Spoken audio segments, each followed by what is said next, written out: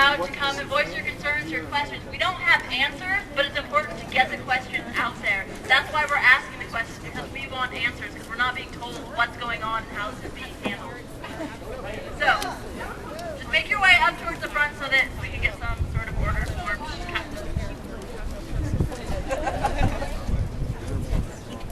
Hi, everybody.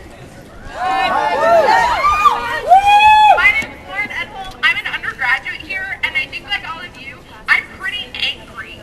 I can't go talk to my advisor and know if my major will still be here in the fall. I am angry that our president, Dr. Floyd, sits in his office making more money than the president of the United States. What class does he teach? $250,000 a year to have our ex-provost teach one Russian history class at a brand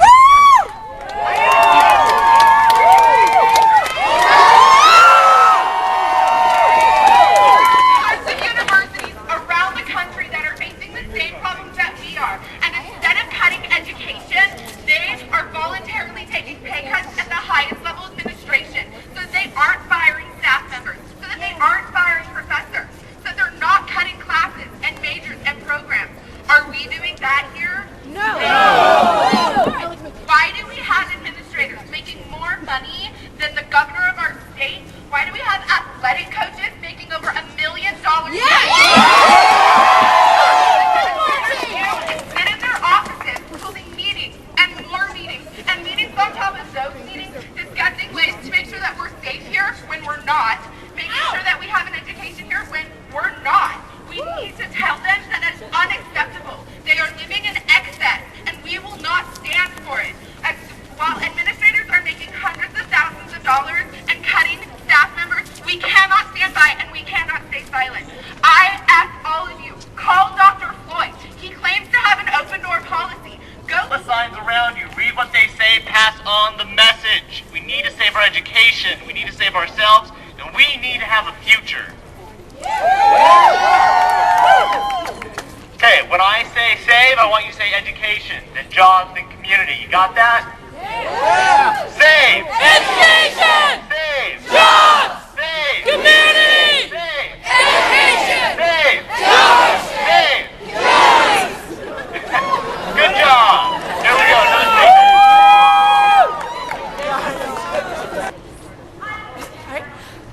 It is unacceptable that our administrators are living lives of excess and decadence while they are firing faculty members and staff across the board.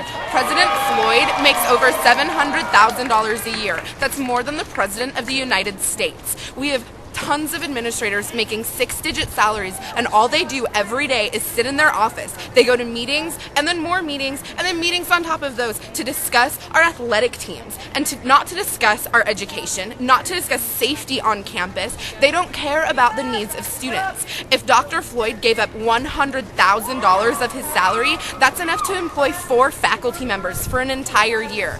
Other universities across the country that are facing the same problems that we are doing that. They're having their upper level administration take voluntary pay cuts so that they don't have to fire people. But here, that option isn't even on the table. We need to have our administrators take responsibility for the students and for our education and make that education a priority as opposed to our bad athletic teams. And until that happens, we're not going to be receiving any quality education here. And how concerned are you about your own personal education here? I am extremely concerned. I met with my advisor 2 days ago. I'm a women's studies major, and my advisor told me, well, you don't really want to register for classes because I don't know if my classes are going to be here in the fall. I don't know if my degree will be here in the fall. I was given no warning or notification that my program is being cut, so I'm unable to transfer to another school to still get that education. I can't even take general education classes here in place of my women's studies classes because those aren't being offered either. The women's studies program, the comparative ethnic studies program are both going to most likely be cut. The American studies program is already gone. The dietetics program is already gone. None of us were given any notice that they were changing our education without even letting us know. Okay, and what do you think, what kind of changes do you think this protest could help make?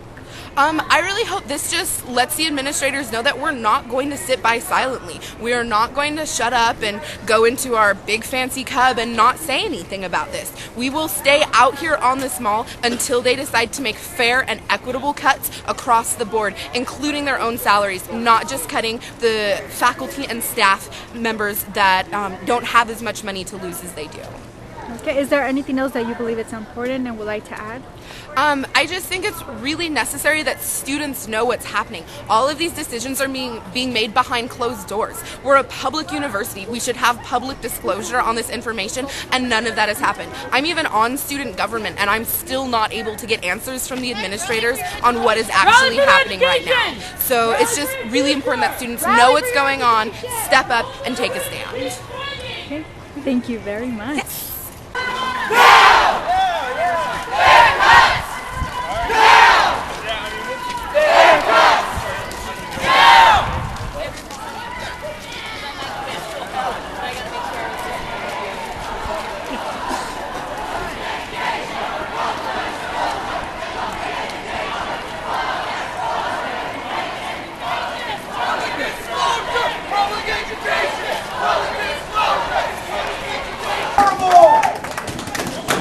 So the question was, athletics. The athletic department does not receive any state funds. So the budget that we are discussing today is a budget related to state appropriations. The athletic department does not receive any state funds. With that said, we have been very clear, Mr. Undergraduate. We've been very clear that nothing is off the table. Athletics is on the table, as is everything else. I'm not quite sure where this notion has emerged that athletics is exempt. Athletics is not exempt, but athletics does not receive any state funds. Then please make a statement saying that. I have a reporter who is actually in the audience asked me about that 2 days ago. I made the same statement. I'm making it as public as I possibly can to this group. Yes, sir. What is the difference between your salary this year and your salary next year? My salary is exactly what it was when I arrived here 2 years ago. Exactly what it was. With the difference, with the difference of $25,000, which I have given back to the university as part of my charitable contribution to Washington State University. How about another 25? I've said I tend to give quite a bit of money back to the university in a whole host of ways. So my compensation is exactly where it was 2 years ago. I know, but what I'm Is higher than it was 2 years ago. We don't get more education for it. We actually get less time and less money. is that right? Those are the types of things that's very helpful to hear your voice and your perspective. What are we going to do about what? About our costs being cut. We don't know if we can transfer out of our department if they're doing this year. Let's talk about the programs. Let's talk about the programs. We have an obligation and a responsibility to make sure that we provide the courses that are necessary and required for the majors in which you've expressed. There is no threat at all of the majors going away in which you have already declared. For freshman students, I don't know what the classes will have there. I don't think anyone in those institutions. What we know is that class sizes may increase. We don't